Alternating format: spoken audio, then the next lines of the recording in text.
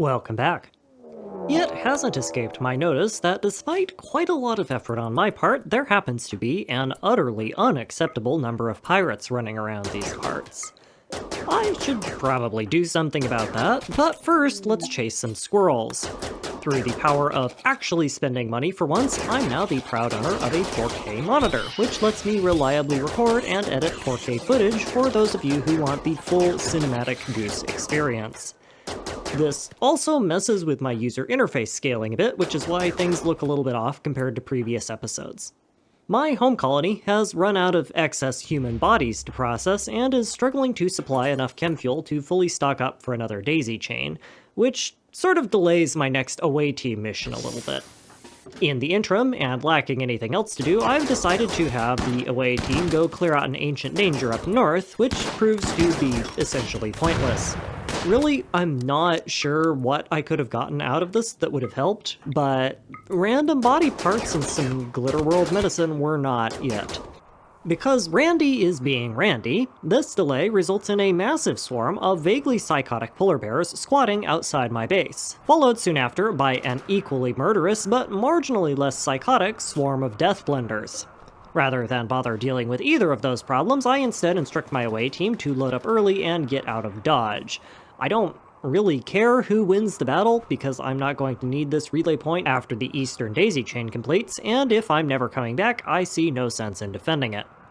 This ends up being a bit of a hair-raiser near the end, but thankfully all the mechs seem mostly content to wander around aimlessly and occasionally punch a few walls here and there, so I otherwise evacuate in good order. The evacuation point I chose was a tribal settlement near the edge of my drop pod range, which conveniently sees my away team smack dab in the middle of a bunch of enemy outposts, with nothing but a mountain of food, components, and chem fuel to their name. Since I won't need to come back through here again, I go ahead and wipe out any resistance, mine out the map, and, well, you know what happens. This little raiding spree goes great, until I realized that I was a little bit too effective, and accidentally painted myself into a corner. No more bases means no more free launching points, so, oops.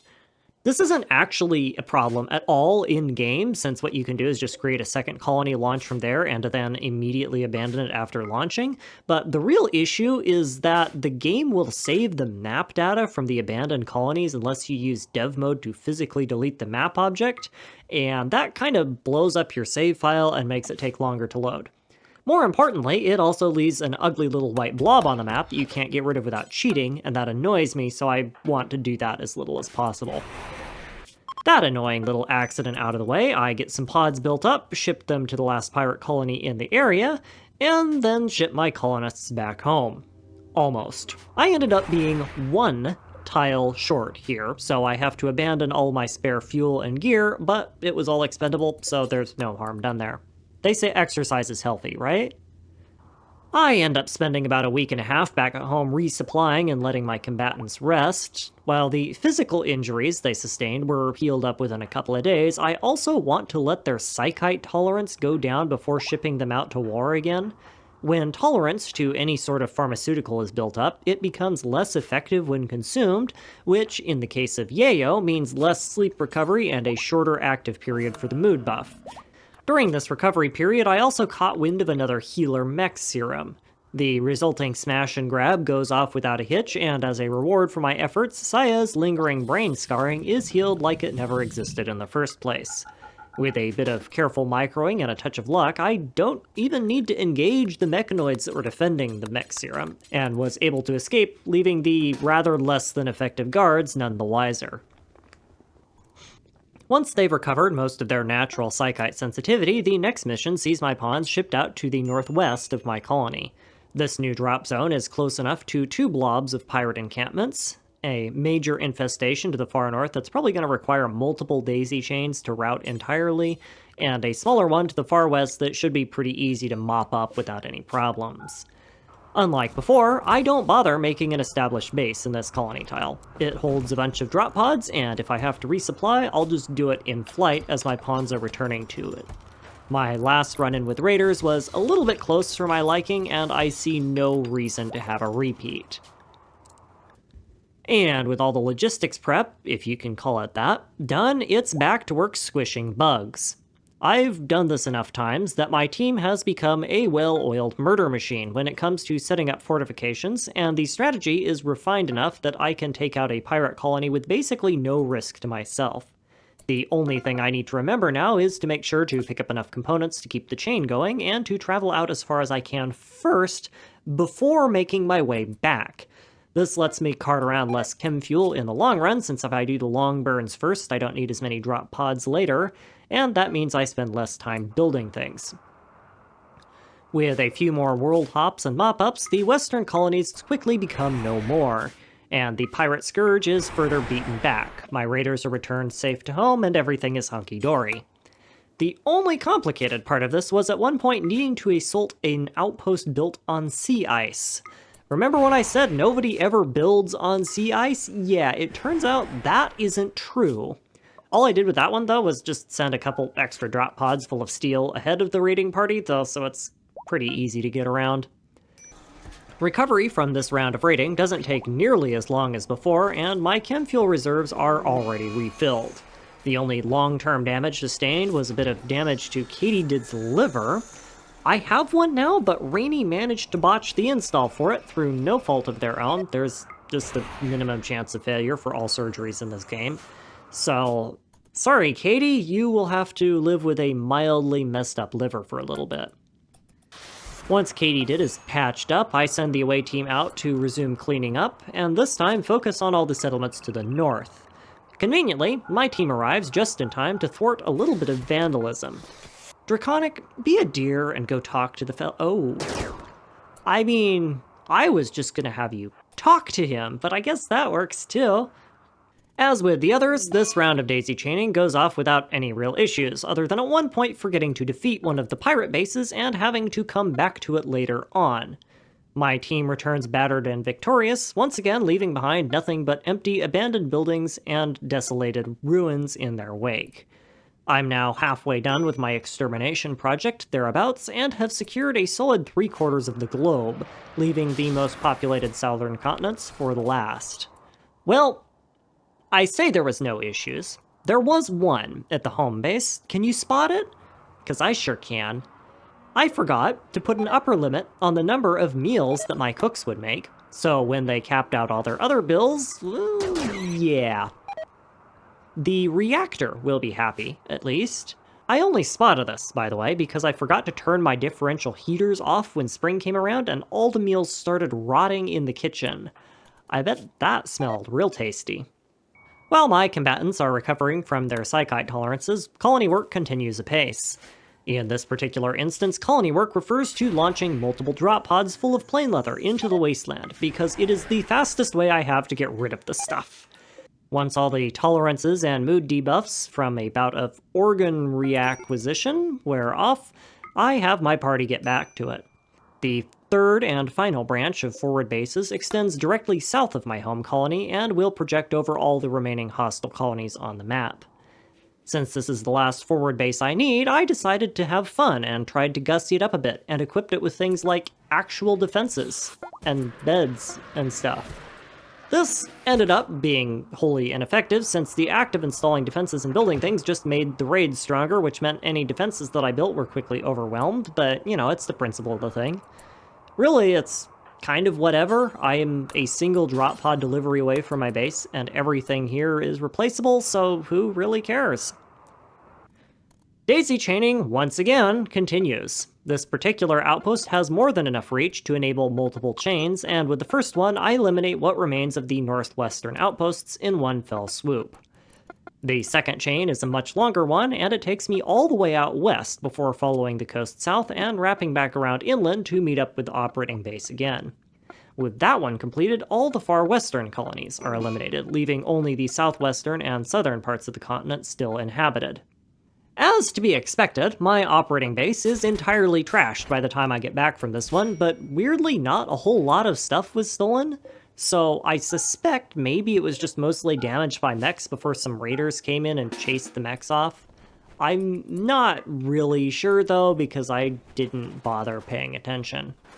All the damage is cosmetic, so I have my away team throw a couple thousand steel at the problem to get it cleaned up enough for use before shipping them back home to recuperate from some really excessive psychite tolerances. Amazingly, nobody has developed a dependency to the stuff, though, which has me seriously reconsidering my stance on having pharmaceuticals in my colonies. Incidentally, welcome to the colony Blossoms and Night Silver. I wasn't originally going to recruit any more pawns, but I needed a couple haulers around the time that I got raided by some pirates, so I figured I might as well bring you two into the fold. The next and second to final daisy chain is a straight shot south from my operating base and eliminates all but a weirdly shaped blob of colonies to the south-southwest. My raid team is basically an extinction event now, by the way. Barring Vincent, who's my melee unit, their shooting skills average somewhere around 17, and they are all equipped with excellent or better charge rifles. Basically, if they're shooting at something that isn't big, intoxicated, or wearing power armor, it just kind of dies. And finally, the last daisy chain takes me directly south to the southern coast before leapfrogging its way back up to my away base one last time. And as the last colonies fall, the world is, at last, free from all filthy pirates. I maintain that because I don't bother stealing anything, I am not a pirate, and therefore do not count, though I am pretty certain that Goose existing on the same planet is probably the most common cause of death at the moment, so perhaps I should revise that opinion. So, now what? Well, in a very, very one-sided war lasting about 18 years in-game, I have single-handedly eliminated every non-me settled area on the planet.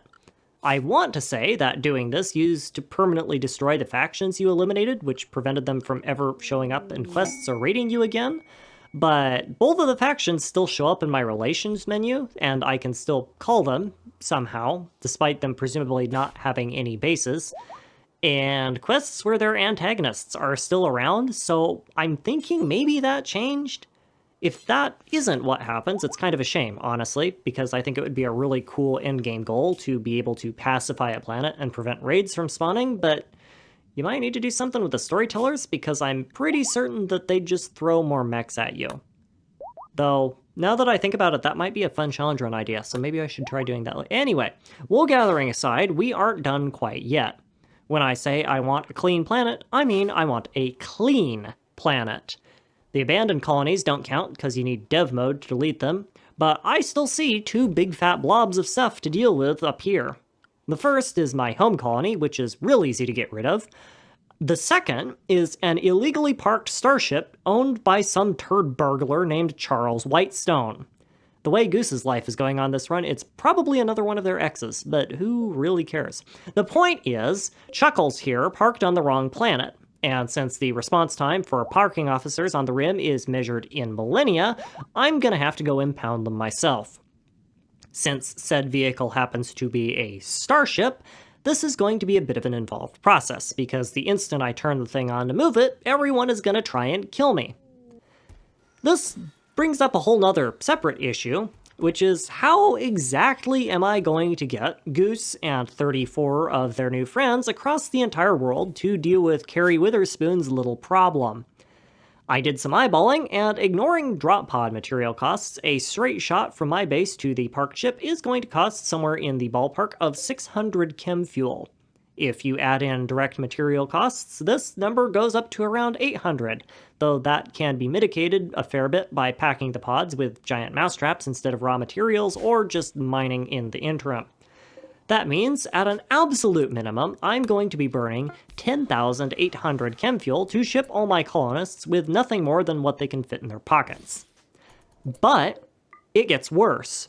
Rimworld has a nasty habit of size shaming the plus-sized colonies that I enjoy, and mine is firmly in that category with room to spare. Even if I could get said ship off the ground, I know for a fact that that thing does not have enough cryptosleep pods for everyone, which means in addition to shipping people, I also have to ship a bunch of ride pimping equipment, which weighs substantially more than humans do. I also will need to ship food for the trip and the 15-day reactor startup cycle, and at 2 meals a day for 35 and something pods, that's going to require at least 4 more drop pods of food on its own.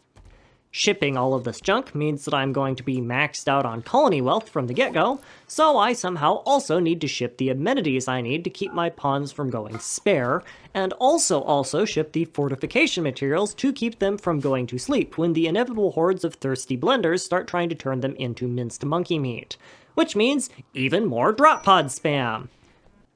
First things first, I need expensive, lightweight things that I can build, uninstall, and ship in bulk to condense the raw materials I need down to a manageable-ish mass. As mentioned earlier, spike traps are the best thing in the game for this, but they have the side effect of sometimes sort of maybe accidentally killing the people who work with them, which would be bad. Instead, I will use chest tables. They are slightly less mass efficient, but they also don't cause unexpected cranial trauma if you sneeze on them the wrong way. Usually. Fire foam or regular turrets are another solid contender specifically for steel shipping, but steel's pretty easy to source locally, and I will need so much of it that using components to condense it down isn't really practical. Plasteel, on the other hand, is light enough that you can ship it raw without too much inefficiency, so I will do that and skip the 50% material hit. Second thing second, unless I'm shipping uranium, which in Rimworld weighs about as much as condensed white dwarf matter for some reason, I need to entirely ignore that plan and just hit the problem with money. Steel is cheap. Components are cheap. Chem fuel is, not quite cheap in the quantity that I need it, because my reactor isn't spun up high enough to output the thousands of chem fuel a day that I'd like it to, but you get the idea. Why should I ration my carrying capacity when I can instead just airlift the entire map tile? Reactor at 200% production, please. All miners to drilling stations, we are turning this game into GregTech, baby. And if there's one thing I know about GregTech, it's that more stuff is more better.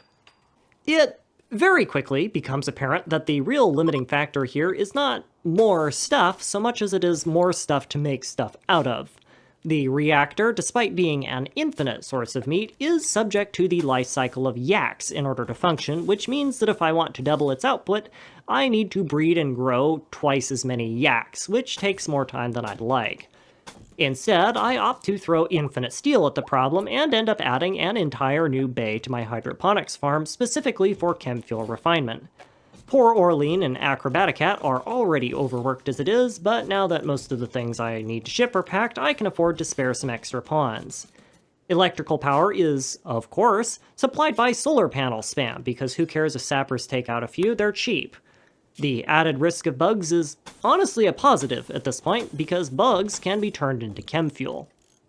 In fact, speak of the beetle and he shall deliver you crippling arachnophobia. The cleanup and patch-up process is going to be a bit of a mess since I didn't have the patience to wait and freeze the bugs out, but that's what body armor is for. It turns out that 12 full hydroponics basins are not, in fact, enough more. That's fine, those are rookie numbers. How about 16? 16 is more, right? Well, mostly. Between my reactor running at full tilt and 16 beds of hydroponics rice being converted directly into chem fuel, I end up having enough raw materials to keep 6 refineries cranking non-stop. And with production like that, it doesn't take terribly long before Operation Lifeboats is ready to go. I have stockpiled somewhere in the neighborhood of 60,000 chem fuel, not counting the stuff in the pods, by the way. This is not a cheap operation. The first stage is to consolidate any non-essential material resources, looking at you, hydroponic basins, into the remaining empty bank of drop pods. This first volley of materials will give me a quick boost of resources on the first leg of the journey, much like a primary stage of a rocket engine, but I will be leaving behind anything I don't need after that in the interests of making the cross-world trip as fast as possible. I'm going to be incredibly vulnerable to raids during the lifeboat process, and I want to move through map tiles as quickly as I can to minimize the risk of mechs getting uppity. This also, sadly, means it's time to shut down the reactor for good. So long and thanks for all the steak. This also has the bonus of dramatically speeding up my game by, a lot, which is not something I'm going to complain about. But it does sort of highlight a weakness to the reactor strategy in that you are essentially trading frame rate for easy colony food sources. Step 2 is establishing a landing zone for the lifeboats. This falls to the standard away team, who all have the construction skills necessary to stand up banks of drop pods without any problems. I ship them to a flat-ish looking bit of land as close to Cucumber Waterer's soon-to-be impounded vehicle, ship them somewhere in the neighborhood of 10,000 steel, and kinda just tell them to figure it out. While they're doing that, it is last call for any and all tasks that need to get finished up at the home base. This is mostly just making sure everyone is rested and recreated as much as possible, because I have a few less than stable pawns who need to be babied a bit, and I also have cooks prepare some last-minute munchies for the road. When the relay point is ready, I give the all clear for the lifeboats to take off, and, yeah. Truly, I am become pirate, destroyer of frame rate. My drop pods will blot out the sun, yada, yada, yada. Now I have to figure out how to repack all of this. As predicted, this ends up being a massive cluster duck of random drop pod deliveries, relay points, and general logistical nonsensory. I'm quite confident that the only reason I was able to pull it off at all is due to the incredibly massive hay bales of high-quality yayo that I packed for the trip, and I'm also extremely fortunate in that I slightly overestimated how far away Big Truck was from my base, and was able to bridge the gap with only 2 relay points instead of 3. This ends up saving a bunch of steel and packing time, and with a bit of scavenging from the local terrain, I don't even need to crack into my chest table steel supply before I reach the ship. During this process, I was going to say tragedy strikes, but no, really, you kind of did it to yourself. Windex apparently drunk a little bit too much of their namesake and decided to relieve stress by attempting to destroy a pile of chem fuel. Given that chem fuel is explosive, and I am currently sitting on the rough equivalent of Saudi Arabia's entire fuel supply, that is not acceptable, and in the ensuing beatdown, Windex took a permanent dirt nap. I would feel bad about it, but you really, really deserved that, my dude. We'll take your body with us. You can be like a mascot or something, I don't know. Regardless, by the time that all of my more dysfunctional dingbats are done doing stupid things in the relay colonies, I've largely established a stable outpost next to the ship. I was smart and planned ahead, and a big part of the junk that I brought along included immense amounts of gold, silver, and expensive artwork, and throwing all of that money around into a combined dorm, rec room, and dining room well supplied with mountains of yayo has served to mostly keep people from going at each other's throats. I also ended up carting over a massive excess of meals, which means that I have some time to play with before I have to start the ship or risk starving to death. Incidentally, I also packed way more chem fuel than I needed, and I just straight up end up abandoning somewhere in the neighborhood of 19,000 of it, because I don't have any more use for it at this site. Priority number 1 is to do some creative engineering of the ship, because once again, Rimworld is fat-shaming my colonies by only giving me 18 cryptosleep caskets to work with. Conveniently, Windex offered to stay behind, which means I only need to fit 16 more on the thing somehow, which is accomplished with some liberal interpretations of the term structural integrity and a little bit of legwork. With those extreme home makeovers finished, my job then is to armor up the living daylights out of the ship to harden it against assault. Contrary to what the flavor text implies regarding theft of your ship, hostiles will absolutely just try and destroy it if given the opportunity, and they are quite happy to go through your colony to do so. I will admit I'm not terribly concerned about this, seeing as I have 36 extremely well-armored coked-up sauce monkeys with plasma cannons, but it does pay to be careful, so I go a little bit overboard with the fortifications. Well, more than a little bit. I did end up pulling 7,000 plasteel over here, and it seems a shame to not use it, you know? Whatever, I have all the fortifications I can think of up and running. Time to press the big red button and see what... Wow!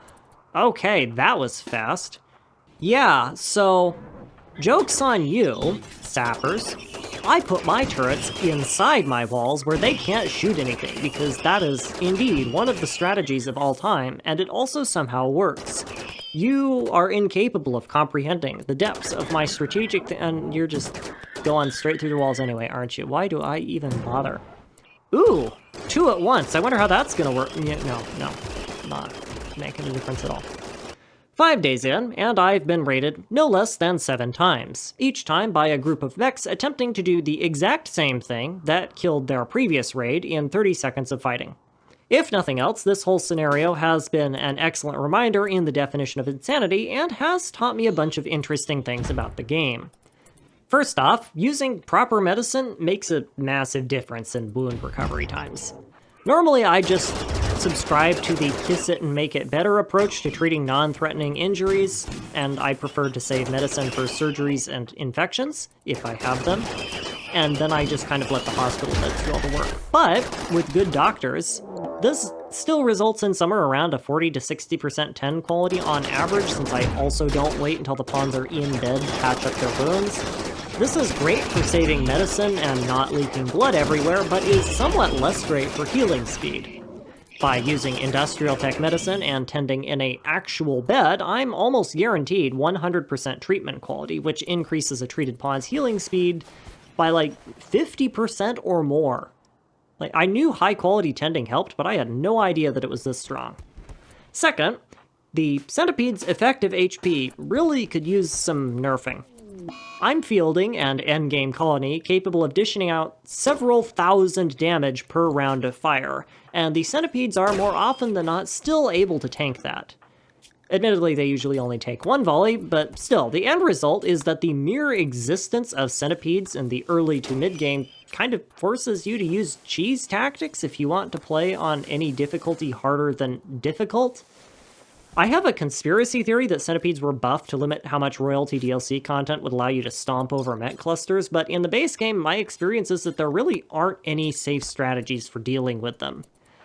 Unless you're me, in which case you just sort of pile on plasma until they stop moving. Though now that I think about it, I am playing on 500% in difficulty, so maybe I should rethink that. Third, and most important, wiping out all humanoid factions on the map absolutely prevents them from ever raiding you, because there is not a chance that I would have gotten 7 mech raids in a row if that wasn't the case. This would be super cool if I was doing literally anything other than trying to launch a starship, but because I'm not, it is instead mildly annoying. I have lost far too many armored pawns to meme lances in previous runs and have no desire to repeat the experience.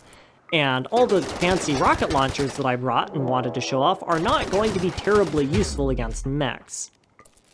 This also kind of means that the storyteller just broke a little bit. Case in point, I just got 3 raids of mech sappers in a row in about 12 hours. This is annoying, in so much as the resulting injuries require me to reinstall a couple of legs, but honestly it's not really a problem, it's just an observation. I brought spares, by the way. Lots and lots of spares. Speaking of rocket launchers, you know what's a fun game to play? Give a berserker a Doomsday rocket launcher and tell them to go to town. Brawlers, almost universally, have utterly terrible aim, but that's fine because the Doomsday rocket launcher doesn't need to be aimed, it just needs to be suggested. If 1 isn't enough, try 2. I always forget how incredibly bad rockets are in the base game. They make sense for raiders to use on your pawns, because raiders generally don't last long enough to get more than 1 shot off anyway. They're great game design, but not so fun to use. By about day 10, I'm kind of out of any witty commentary. At this point, there just isn't anything left in the tank. Like, literally, once my pawns are in position, I don't even bother looking at the fights anymore. Case in point, I spent more time in raid number 12 and 13, because they came back to back again, arresting your mum has the big G so they don't accidentally walk into the line of fire than I did micromanaging the pawns. They just kind of shred on automatic now. Since I'm not going to get any siege raids, all of the mortar shells I brought with me are never going to be launched, and with Mars in the colony are also kind of a liability, because Mars has already gone on 1 fire-starting spree, so I decide to put them to a different use. Landmines! Lots and lots of landmines, placed together to chain themselves in a way that will trigger an earth-shattering kaboom. And despite the conga line of fireworks going off exactly as planned, the afflicted scythers just kind of don't care. This is why I never used landmines for anything, because the damage output of landmines is absolutely abysmal when compared to the cost that goes into making them. And yep, there it goes, day 14, Meme Lancer number 1. Mr. Coco here had a flak vest on and a marine helmet, which means every part of their essential organs was protected, and a Lancer shot one-tapped their heart anyway, killing them instantly. I was, admittedly, standing everyone in the middle of an open field, but I've had this happen in full cover too, so that doesn't change anything. Lancers have such a high armor penetration that this is still possible unless you have masterwork quality or higher marine armor, and even then, brain damage is still possible if they shoot to the head instead. Tynan, the lead dev, would probably call this the makings of an excellent story game, and they would be correct. But I play Rimworld as an RTS, and endgame tier units randomly dropping dead in one shot from a trash mob is kind of poopy game design in my world. As callous as it is to say it, though, this death doesn't really matter. I have 1 hour on the clock, and any other raiding parties on the map aren't going to reach me in time, so I go ahead and bury the dead, close the doors, and load everyone up for launch. In the end, my colonists defeated 23 raids, consisting of at least 240 Lancers, 130 Scythers, 140 Pikemen, 141 Centipedes, 6 Termites, and who knows how many other missing corpses that got deleted in the landmine purge, over the span of 15 days. In defeating these 23 raids, they suffered 1 fatality, 1 brain injury, 3 destroyed bionic legs, 2 eye scars, 1 missing finger, a partridge in a pear tree, and 1 self-inflicted case of terminal Darwinism on the ride over. Not bad. Not bad at all. Regardless, thank you for your time.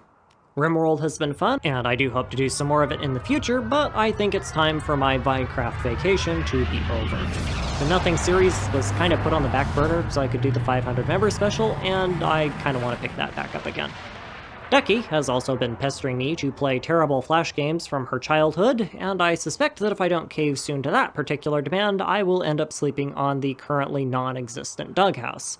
So something along those lines is in the cards as well. Either way, fun things are on the horizon. If you're interested, all the usual channel support nonsense is located in its usual channel support locations, and I hope you enjoyed.